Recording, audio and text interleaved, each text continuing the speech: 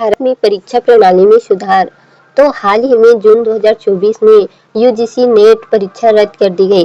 साथ ही NEET UG में paper leak और गड़बड़ी के आरोप लगे। इससे परीक्षा प्रणाली की विश्वसनीयता पर सवाल खड़े हुए। इसी कारण सरकार ने public examination prevention of unfair means act 2024 लागू किया, ताकि सार्वजनिक परीक्षाओं में नकल, पेपर लीक और धांधली रोकी जा सके।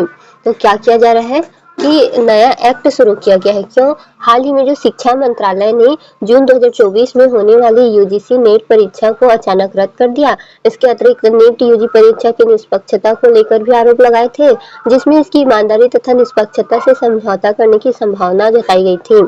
इसे सरकार ने परीक्षा में अवैध प्रथाओं पर अंकुश लगाने के उपाय के रूप में सार्वजनिक परीक्षा अनुचित साधनों की रोकथाम अधिनियम 2024 पारित करने के लिए प्रेरित किया है। तो जो भी अनुचित अनफेयर मीन्स है, prevention of unfair means act 2024 का क्या है, लागू किया है। यूजीसी नेट क्या है? पूरा university grants commission national eligibility test. तो कौन आयोजित करता है इसे? National testing agency NTA. किसके लिए होती है? कॉलेज विश्वविद्यालय में असिस्टेंट प्रोफेसर बनने के लिए, जूनियर रिसर्च फेलोशिप जेआरएफ के लिए।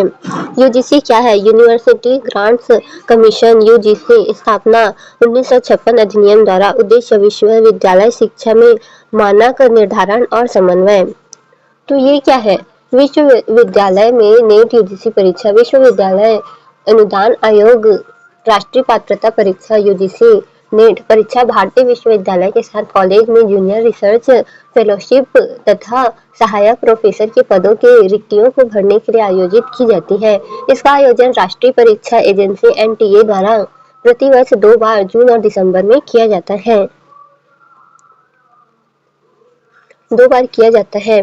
तो विश्वविद्यालय अनुदान आयोग यूजीसी 1956 में संसद के एक अधिनियम द्वारा स्थापित एक वैधानिक निकाय है।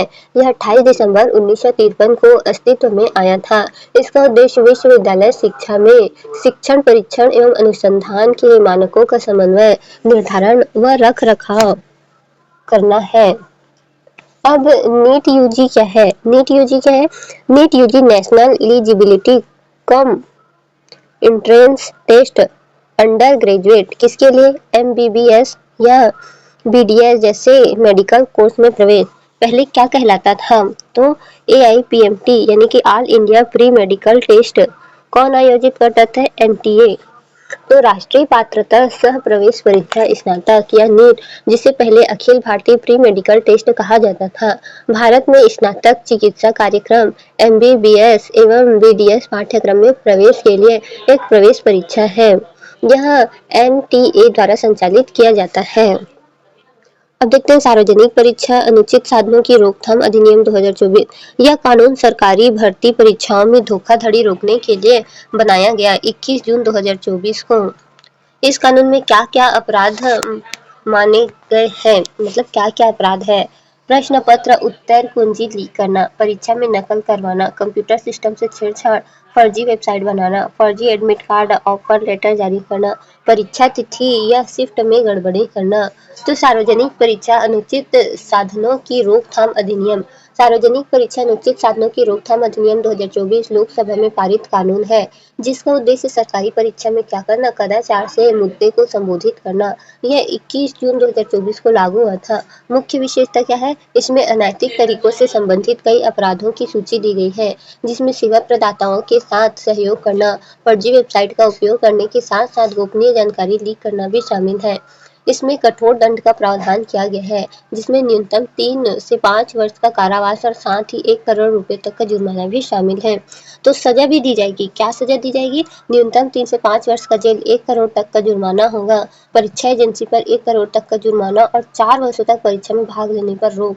तो क्या होगा? 1 करोड़ रुपए तक जुर्माना देना होगा। सार्वजनिक परीक्षा में उनकी भागीदारी 4 वर्षों तक प्रतिबंधित लगाने का प्रावधान होगा। यह अधिनियम पुलिस उपाधीक्षक या सहायक पुलिस आयुक्त के पद से नीचे के पुलिस अधिकारियों को अधिनियम के तहत अपराधों की जांच करने का अधिकार देता है। तो किन परीक्षाओं पर लागू होगा ये? इसमें UPSC, SSC, RRB, IBPS, NTA द्वारा आयोजित की जाने वाली केंद्र सरकार की भर्ती परीक्षा सहित विभिन्न प्रकार की परीक्षाएं शामिल होंगी। तो यह कानून इन संस्थाओं द्वारा आयोजित परीक्षा पर लागू होगी। Union public service commission, staff selection commission, railway recruitment board, institute of banking personal selection IBPS और एनटीए द्वारा आयोजित परीक्षा में यह कानून क्यों जरूरी था? बार बार पेपर लीक हो रहा था, लाखों छात्रों के भविष्य खतरे में था। पहले मजबूत केंद्रीय कानून नहीं था और परीक्षा प्रणाली में विश्वास कम हो रहा था। तो इसमें क्या हो रहा था? परीक्षा प्रणाली में विश्वास कम होते जा रहा था। परीक्षा के लिए याद रखने वाले जो इम्पोर्टेंट पॉइंट है, यूजीसी स्थापना कब हुआ था? 1956 में। यूजीसी अस्तित्व में आया 28 दिसंबर 1953 में। यूजीसी नेट आयोजित करता है एनटीए, नीट यूजी आयोजित करता है एनटीए। नया कानून लागू 21 जून 2024, न्यूनतम सजा 3 वर्ष, अधिकतम जुर्माना 1 करोड़ रुपए। सार्वजनिक परीक्षा अनुचित साधनों की रोकथाम अधिनियम कब लागू हुआ था? यूजीसी किस अधिनियम के तहत स्थापित है? नीट यूजी पहले किस नाम से जाना जाता था? यूजीसी नेट का आयोजन कौन करता है? न्यूनतम सजा कितनी होती है? ये सब पूछा जाएगा। तो इस अधिनियम में परिभाषित दंडनीय अपराध जैसे कि प्रश्न पत्र या उत्तर कुंजी का लीक होना, प्रत्यक्ष या अप्रत्यक्ष रूप से अनाधिकृत तरीके से अभ्यर्थियों की सहायता करना, कंप्यूटर नेटवर्क जो होता है उसको क्या करना, कंप्यूटर नेटवर्क संसाधनों या प्रणालियों से छेड़छाड़ करना, ये सब धोखाधड़ी करने या आर्थिक लाभ के लिए फर्जी वेबसाइट बनाना, फर्जी परीक्षा आयोजित करना, फर्जी एडमिट कार्ड या ऑफर लेटर जारी करना, अनुचित साधनों का उपयोग करने के लिए बैठने की व्यवस्था तथा तिथियों एवं शिफ्टों की आवंटन हेराफेरी करना, ये सब है। साथ ही अधिनियम की आवश्यकता क्यों है? तो आवश्यकता इसलिए है क्योंकि सार्वजनिक परीक्षा वर्तमान में धोखाधड़ी और व्यवधानों के प्रति संवेदनशील है, जिसमें लाखों छात्र प्रभावित होते हैं। परीक्षा में गड़बड़ी करने वाले व्यक्तियों का समूह को रोकने के लिए कोई मजबूत कानूनी ढांचा नहीं है। इस विधेयक का उद्देश्य सार्वजनिक परीक्षा प्रणाली में पारदर्शिता, निष्पक्षता और विश्वास स्थापित करना है। 2019 में आया था। राष्ट्रीय परीक्षा एजेंसी एनटीए की स्थापना किस उद्देश्य से की गई थी? तो किस उद्देश्य से की गई थी? केंद्रीय भर्ती परीक्षा आयोजित करने के उद्देश्य से की गई थी। तो बी होगा आंसर। 2014 में विश्वविद्यालय अनुदान आयोग यूजीसी का मुख्य कार्य क्या है? तो मुख्य कार्य क्या था? विश्वविद्यालय को मान्यता देना और मानक निर्धारित करना। तो क्या था? मानक निर्धारित करना, बी होगा। 2020 में निम्नलिखित में कौन सी परीक्षा एनटीए द्वारा आयोजित की जाती है? नीट का, जीई का, यूजीसी नेट का, तो तीनों का आयोजित किया जाता है। तो डी होगा। आंसर क्या होगा? डी होगा। 2012 में विश्वविद्यालय अनुदान आयोग यूजीसी की स्थापना किस वर्ष अधिनियम द्वारा की गई थी? तो 1956 में की गई थी। चौथा का सी, 1956 में की गई थी। यूपीएससी 2021 में निम्नलिखित में से कौन सा निकाय वैधानिक निकाय है? तो वैधानिक निकाय जो है वो सी है। यूपीएससी जो है वैधानिक निकाय है। अब एमसीक्यू देखते हैं। सार्वजनिक परीक्षा अनुचित साधनों की रोकथाम, जो अनुचित साधन होते हैं उसकी रोकथाम अधिनियम 2024 का उद्देश्य है। तो सरकारी भर्ती परीक्षा में धांधली को रोकना है। तो इसका आंसर होगा बी, धांधली को रोकना। यूजीसी की स्थापना संसद के अधिनियम द्वारा किस वर्ष हुई थी? तो यूजीसी बोल रहा है तो 1956 में की गई थी। तो सी होगा। आंसर क्या होगा? सी होगा। यूजीसी नेट का आयोजन कौन करता है? तो एनटीए करता है। कौन करता है? एनटीए करता है। तो आंसर होगा सी। फिर चौथा क्या है? यूजीसी नेट का आयोजन कौन करता है? तो एनटीसी करता है। नीट यूजी पहले किस नाम से जाना जाता था? तो नीट यूजी जो है AIPMT all India pre medical test के नाम से जाना जाता है। तो आंसर होगा बी। पांचवा, निम्न में से कौन सी परीक्षा मेडिकल स्नातक प्रवेश के लिए है? तो मेडिकल स्नातक प्रवेश के लिए जो है नीट यूजी है। कौन सा? नीट यूजी है। तो बी होगा। न्यूनतम सजा 2024 अधिनियम के तहत कितनी है? तो न्यूनतम जो है 3 वर्ष है और अधिकतम कितना है? 5 वर्ष है। तो आंसर होगा सी। अधिकतम जुर्माना कितना हो सकता है? तो अधिकतम जुर्माना जो है 1 करोड़ है। अधिकतम जुर्माना कितना है? 1 करोड़ है।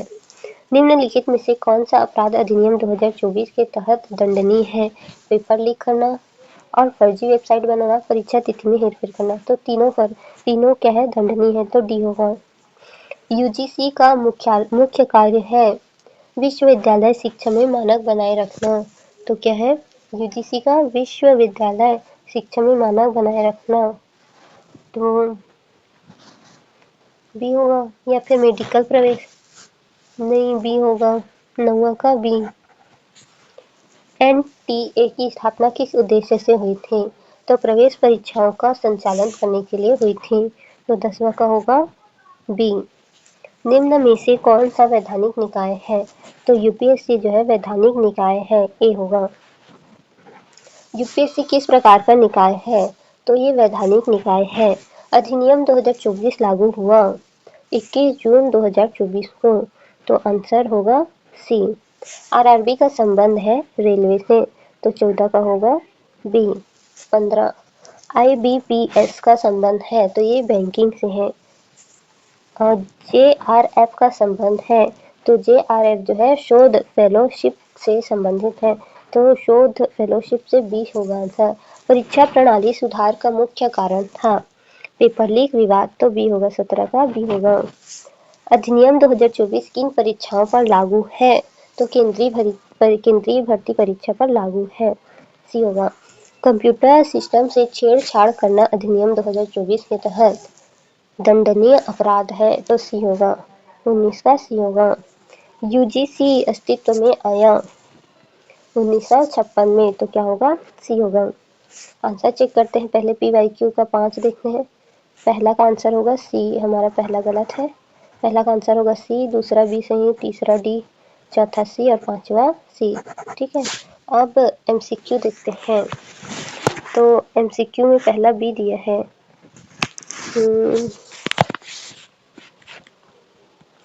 एमसीक्यू में पीछे से चेक करते हैं हम।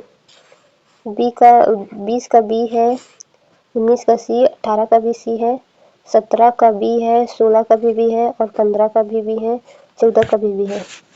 फिर 12 और 13 सी है। तो 12 हमारा गलत है, 12 एक बार चेक करेंगे।